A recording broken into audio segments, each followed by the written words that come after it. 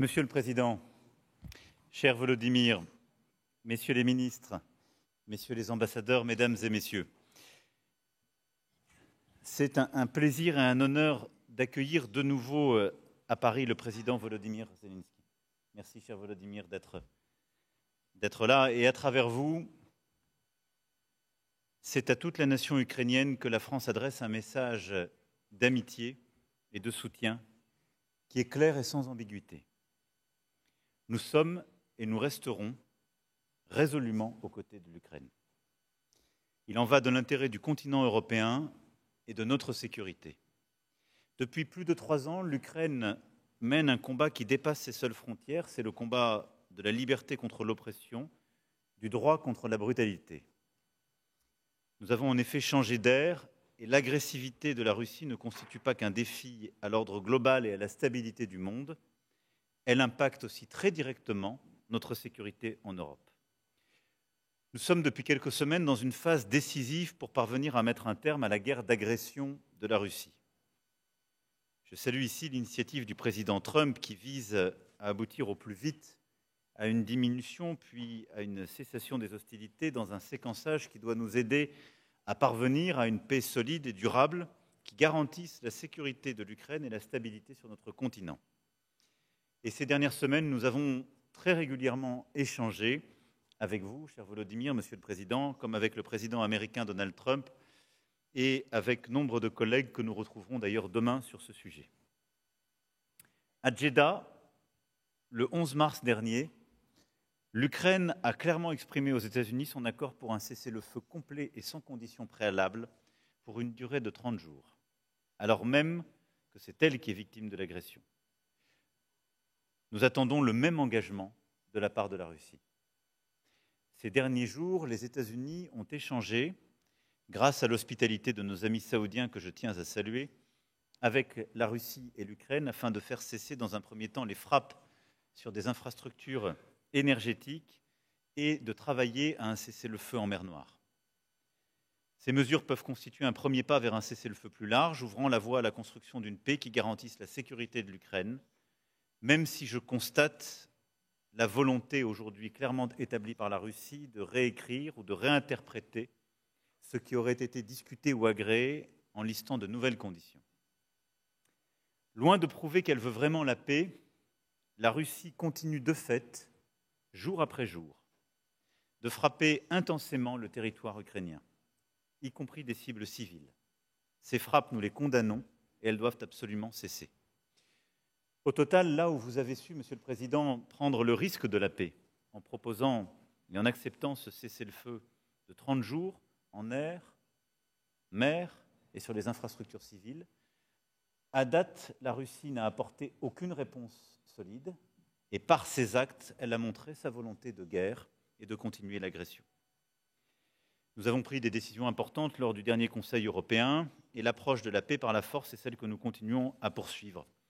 Et c'est pourquoi la discussion que nous venons d'avoir, que nous continuerons tout à l'heure, et le sommet que nous tenons demain pour bâtir cette paix solide et durable pour l'Ukraine et pour l'Europe, va nous permettre d'aborder plusieurs points. D'abord et avant toute chose, le soutien immédiat à l'Ukraine.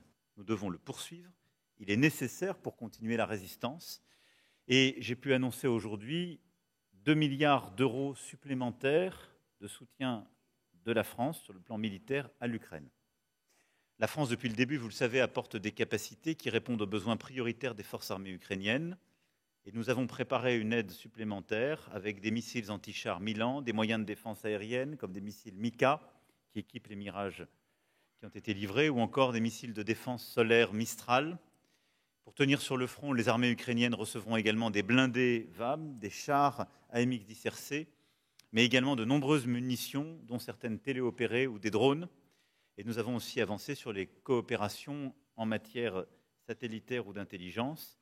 Et ce soutien sera complété également par des productions d'équipements en Ukraine grâce au partenariat noué avec nos entreprises de défense. Ces 2 milliards d'euros de soutien, c'est une part de ce premier volet et notre volonté demain est de mobiliser tous les partenaires qui seront présents pour continuer ce soutien immédiat à l'Ukraine. Le deuxième élément de la discussion portera sur le cessez-le-feu durable, en s'assurant qu'il puisse être observé et respecté. Ce sera une partie importante des travaux que nous mènerons demain avec nos collègues européens pour précisément bâtir ce séquençage, un cessez-le-feu mesurable de court terme, des discussions politiques et ensuite paix qui pourra être consolidée et pleinement suivie. Le troisième élément de discussion concernera le format futur de l'armée ukrainienne. Car la première garantie de sécurité pour l'Ukraine de demain, une fois la paix signée, ce sera d'avoir un format d'armée crédible qui permette de dissuader toute nouvelle agression et de résister éventuellement à de nouvelles attaques de l'armée russe. Et nous aurons l'occasion de revenir en détail demain sur ce volet.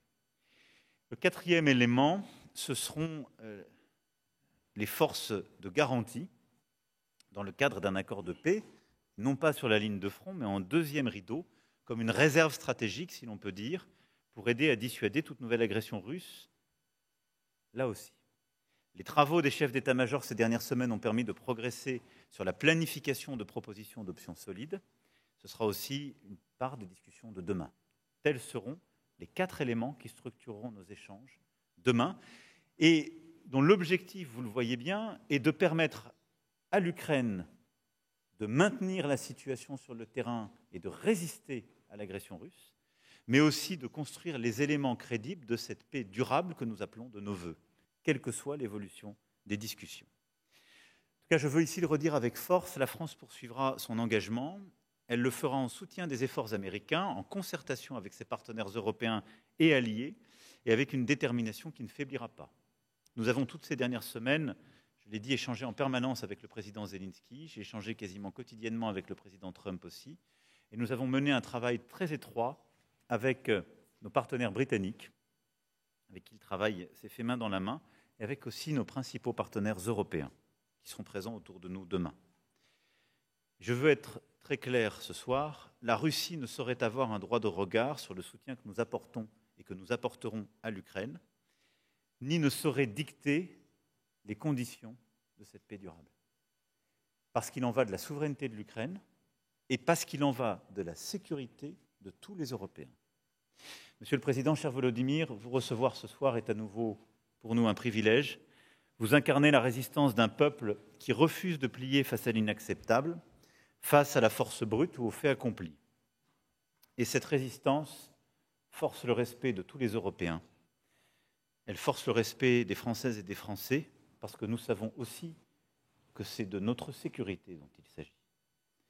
C'est pourquoi vous pouvez compter et pourrez compter sur le soutien et l'engagement de la France à vos côtés, parce que l'Ukraine mérite la paix, et que pour vous avoir vu ici, un soir de décembre 2019, dans une discussion à l'époque avec le président Poutine et la chancelière Merkel, j'ai vu combien vous vous battiez pour préserver cette paix.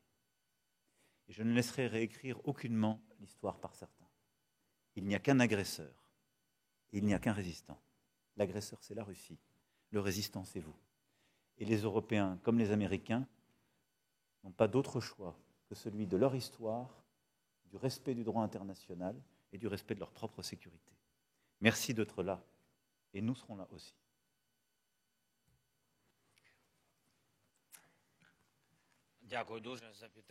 Merci beaucoup pour ce soutien. Merci beaucoup, cher Emmanuel, pour ton amitié et ton soutien pour l'Ukraine. Chers présents, mesdames et messieurs, chère France, tout d'abord, je voudrais te remercier personnellement, Emmanuel, et toute la France pour un soutien inchangé et surtout très sensible de l'Ukraine. Nous apprécions beaucoup d'avoir un ami comme toi, Emmanuel, comme toute la France. Aujourd'hui, beaucoup de choses peut et doit être fait pour une sécurité en Europe, pour nos citoyens et ensemble avec la France et tous les partenaires en Europe et dans le monde. C'est un moment important pour l'histoire. La façon dont les leaders actuels déterminent le système de sécurité pour l'Europe, pour pour des générations à venir. C'est là-dessus que nous travaillons actuellement lorsque nous travaillons au nom de la protection contre l'agression russe pour établir une paix stable, pour des garanties viables de notre sécurité en Europe. Aujourd'hui, avec le président de France, nous avons eu un travail bilatéral. Nous préparons également la rencontre de demain avec nos autres amis, nos partenaires européens. Et avec chaque rencontre de ce genre, notre interaction devient de plus en plus concrète et notre coopération de coalition des volontaires pour défendre nos peuples et la sécurité collective. Je voudrais tout d'abord souligner les efforts d'Emmanuel Macron et les efforts de la France pour nous aider maintenant, pour nous aider à nous défendre contre les frappes russes. En particulier, et je t'en ai déjà parlé aujourd'hui, c'est ce sont vous, mais c'est déjà les nôtres, vos mirages, nos mirages, les avions de combat, et je te remercie beaucoup qui ont été fabriqués en France. Je vous remercie particulièrement pour ces avions. Ils sont devenus déjà une partie intégrante de notre système de défense dans les airs et nous permettent de nous défendre contre les Shahed et d'autres structures volantes. Nous allons continuer à augmenter le nombre de mirages. Merci beaucoup pour tous les projets de défense pour l'Ukraine. Nous avons déjà discuté de la situation du front. Nous allons continuer à parler de nos besoins concrets et sur comment nous pouvons terminer cette guerre. Je remercie beaucoup pour le nouveau paquet de défense venant de France pour l'Ukraine. Nous nous sommes mis d'accord sur ce paquet de 2 milliards de dollars. C'est un paquet très important. Il a été déjà détaillé par Emmanuel, mais d'autres éléments, je pense, seront commentés par nos ministres de la Défense. Deuxième chose, Emmanuel est parfaitement au courant de nos discussions avec les Américains, ce qui s'est passé en Arabie Saoudite il y a quelques jours. Nos délégations ukrainiennes et américaines ont discuté des régimes de cessation de feu en ce qui concerne l'énergie, le secteur énergétique et la mer Noire. Les questions à caractère technique demeurent, le monitoring tout d'abord. En ce qui concerne la mer Noire, la situation est plus complexe. Moscou essaie d'inscrire des conditions supplémentaires dans cet accord, donc préconditions, et nous espérons que la partie américaine assurera le caractère inconditionnel de silence au-dessus de la mer. Depuis 12 mars, il y a une proposition de la partie américaine sur le silence dans les airs, sur le sol et dans les mers. Pour l'instant, la Russie refuse cette cessation inconditionnelle de la guerre. C'est la preuve que la Russie ne veut pas mettre fin à la guerre et elle joue la montre.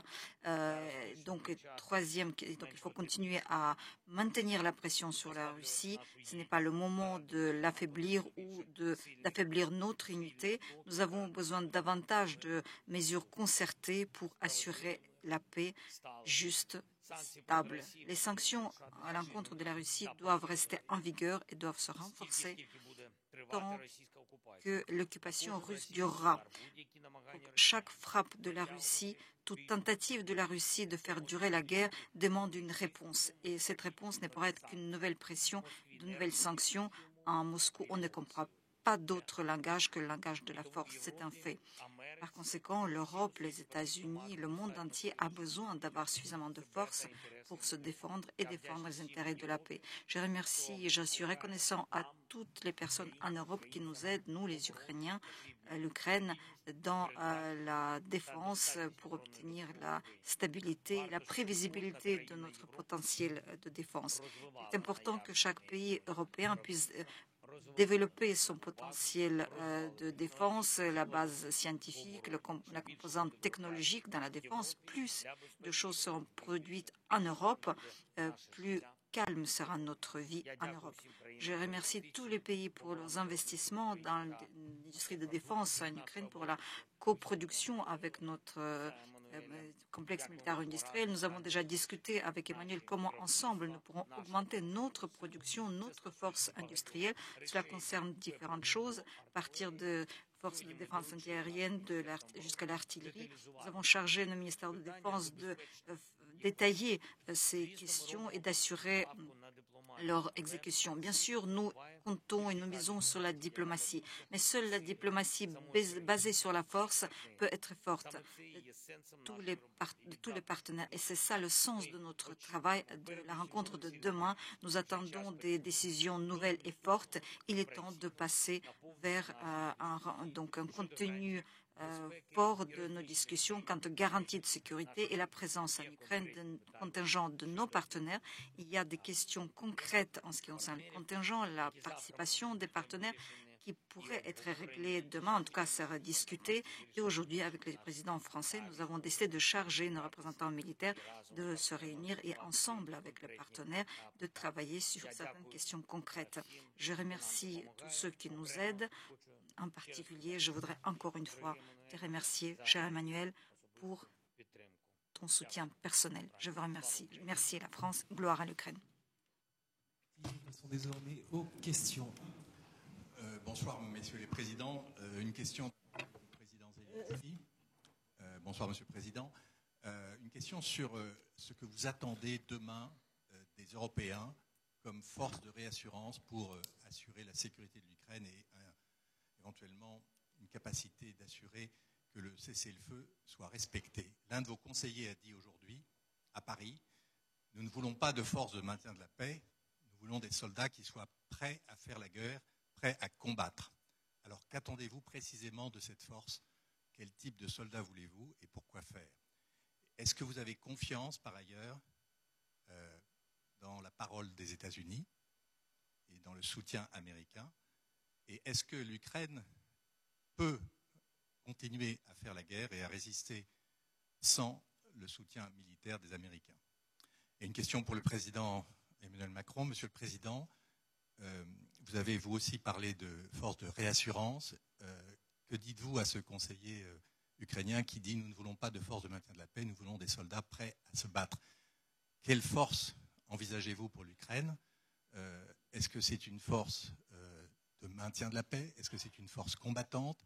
Et que se passerait-il si le cessez-le-feu était violé? Est-ce que cela veut dire que les soldats envoyés en Ukraine, en deuxième rideau, comme vous l'avez dit, seraient amenés à combattre? Merci.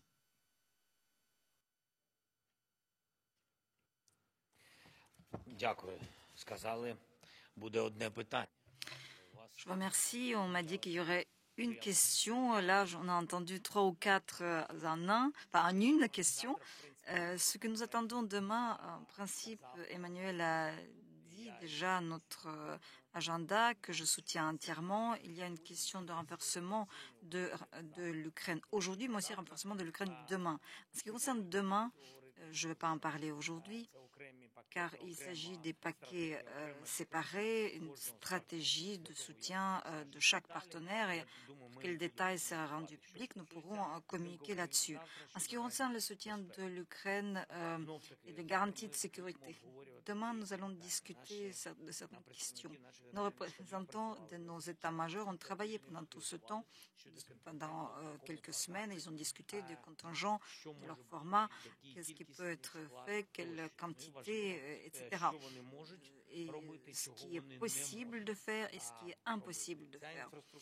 Pour eux, cette infrastructure n'est pas simple. Demain, il y aura beaucoup de représentants de différents pays et je pense que la question la plus importante serait de savoir qui est prêt à s'engager.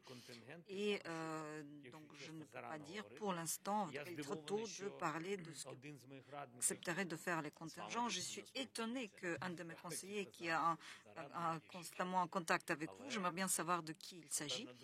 Je pense que c'est une personne très influente puisqu'elle parle de contingents. À vrai dire,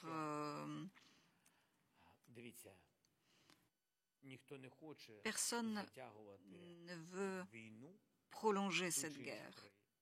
et surtout à faire impliquer un pays dans cette guerre. Le contingent est important pour le contrôle. Et le contingent, c'est d'abord la composition et la force militaire. Mais il serait là pour contrôler la situation, pour assurer le monitoring, pour mettre en place les entraînements communs et rendre impossible tout désir de la Russie de revenir avec une nouvelle vague d'agression. D'autres instruments dont disposeraient ces contingents dans le ciel ou dans la mer et sur le sol, il est trop tôt pour en parler. En ce qui concerne de la confiance à l'égard des États-Unis, et pourrait-on, sans leur aide, d'abord, nous avons eu plusieurs discussions, notamment en Arabie Saoudite, qui nous a permis de débloquer l'aide américaine dont nous avons besoin.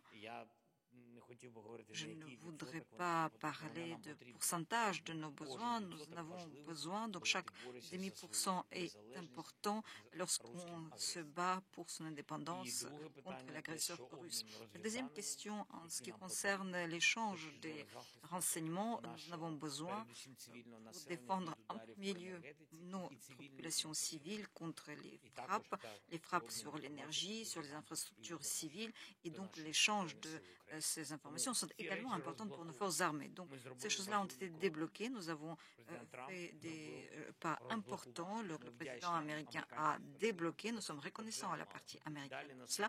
Ce n'est pas rien.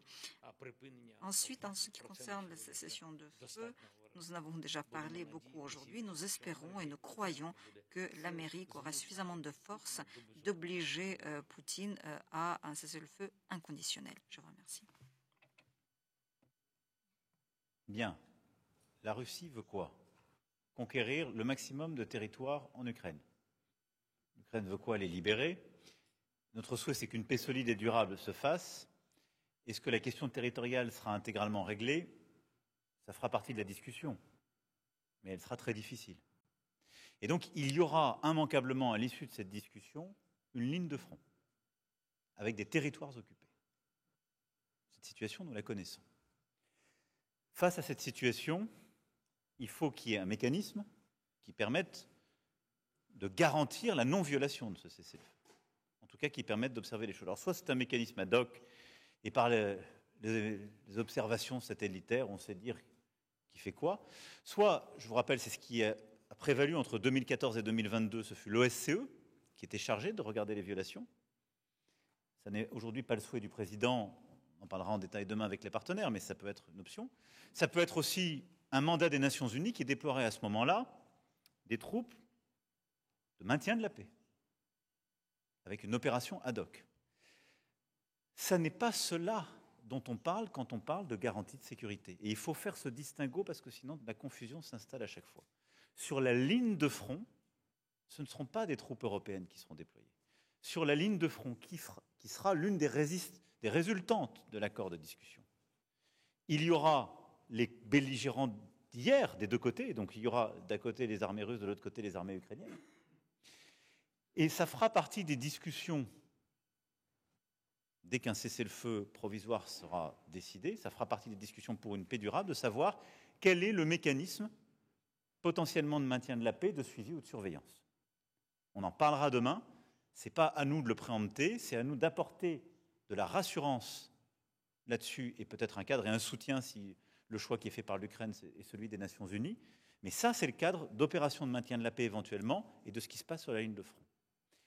Ensuite, pour garantir la sécurité, ce qui n'est pas la même chose que maintenir la paix, pour garantir la sécurité, qui est au fond de se dire, si demain la Russie, comme elle l'a fait à chaque fois, je vous rappelle, venait à reprendre une opération dans 3 ans, dans 5 ans, que se passe-t-il? Qu'est-ce qui fait qu'on ne reproduit pas les erreurs d'hier?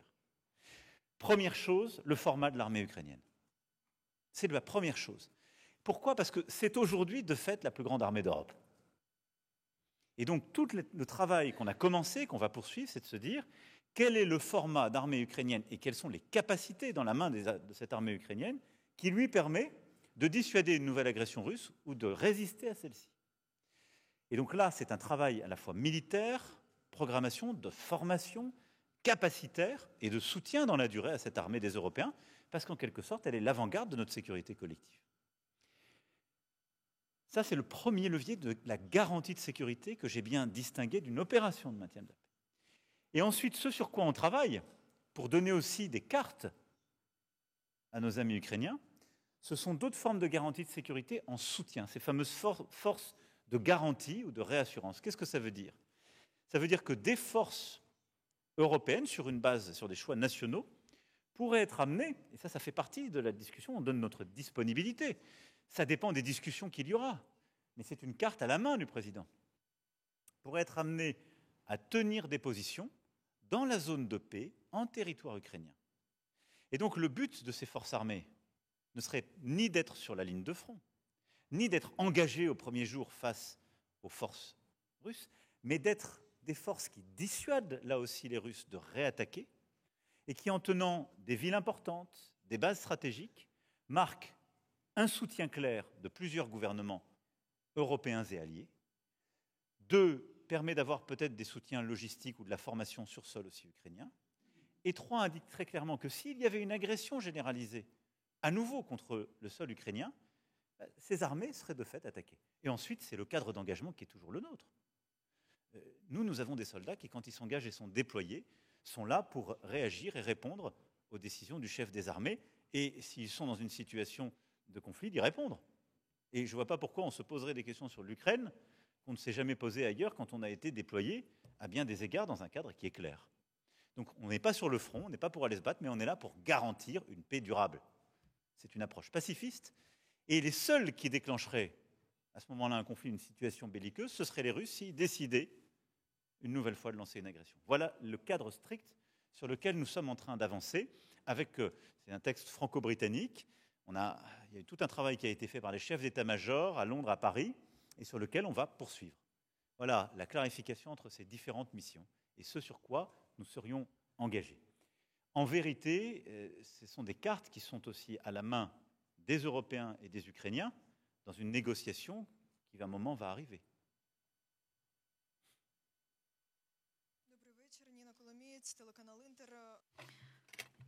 Bonsoir, Nina Kolomiec, Canal Inter.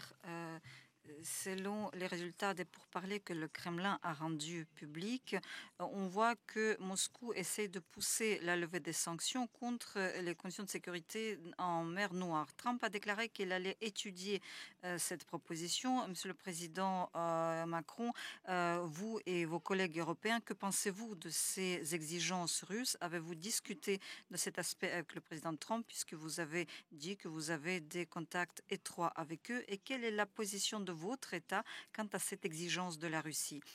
La question connexe, donc un autre président, M. Zelensky, comment l'Ukraine considère ces nouvelles exigences russes et est-ce qu'il y a quelque chose à mettre en face? Est-ce que vous avez discuté peut-être aujourd'hui de ces exigences russes?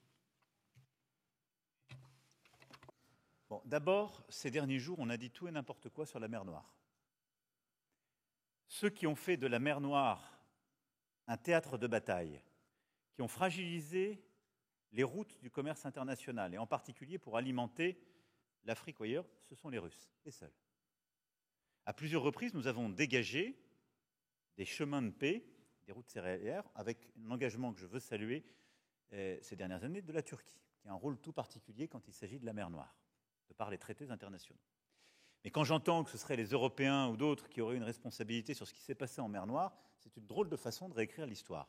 C'est totalement faux. Maintenant qu'on avance, c'est très bien. Ça fait partie de la proposition qui a été agréée par le président Zelensky, cesser le feu en mer, dans les airs, sur les infrastructures civiles. Donc il faut que les Russes y viennent. Mais c'est un cessez-le-feu temporaire, partiel, qui doit permettre de commencer à discuter une paix durable. Et pour moi, la question des sanctions, elle doit rentrer dans le cadre de ce règlement de la paix durable et solide. Et donc, j'adhère au concept de paix par la force, posé par le président Trump lui-même. Comme il est cohérent, je le connais, la paix par la force, ce n'est pas de commencer par enlever les sanctions, avant d'avoir reçu ou vérifié quoi que ce soit. Donc, je pense que la question des sanctions, elle viendra à un moment donné. Mais pour le moment, je vois un pays qui a été agressé, qui a déjà fait un geste d'accepter un cessez-le-feu sans condition de 30 jours, et de l'autre côté, l'agresseur qui lui met des conditions et n'a même pas accepté cela. On ne va pas lever les sanctions. Ou alors ça veut dire qu'on part en capilotade. Donc non, la question des sanctions viendra, mais elle viendra en temps voulu, dans le règlement d'une paix solide et durable, et donc c'est beaucoup trop tôt. Vous noterez, si la Russie dit demain qu'elle revient aux frontières internationalement reconnues, respecte les choses, évidemment les sanctions seront levées. Au fond, les sanctions, ça ne dépend que du choix d'agression de la Russie, et donc ça ne dépend pour les lever que du choix de la Russie à se conformer au droit international.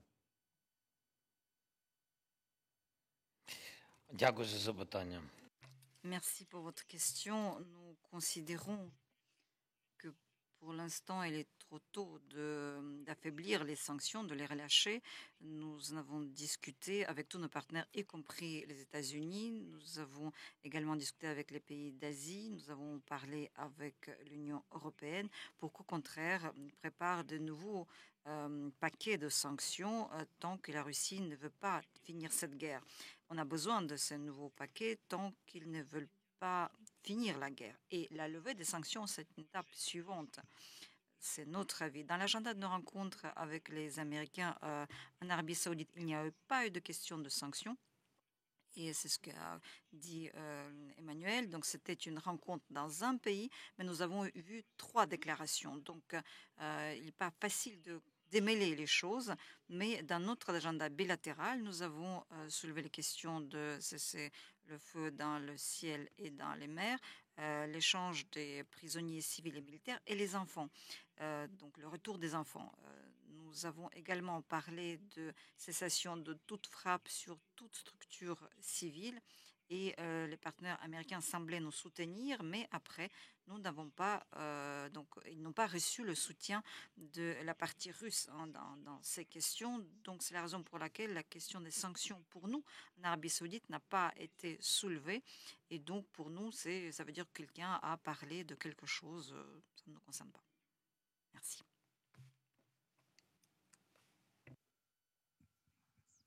Bonjour, Anya Nussbaum de Bloomberg. Une question pour le président français.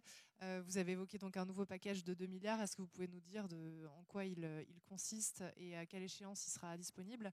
Et je crois que vous n'avez pas exactement répondu à la question de mon confrère sur est-ce qu'on peut aujourd'hui faire confiance à l'administration Trump qui avait promis un cessez-le-feu, un deal rapide et qui finalement aujourd'hui propose et s'engage vers un cessez-le-feu aujourd'hui incomplet, comme vous l'avez dit également.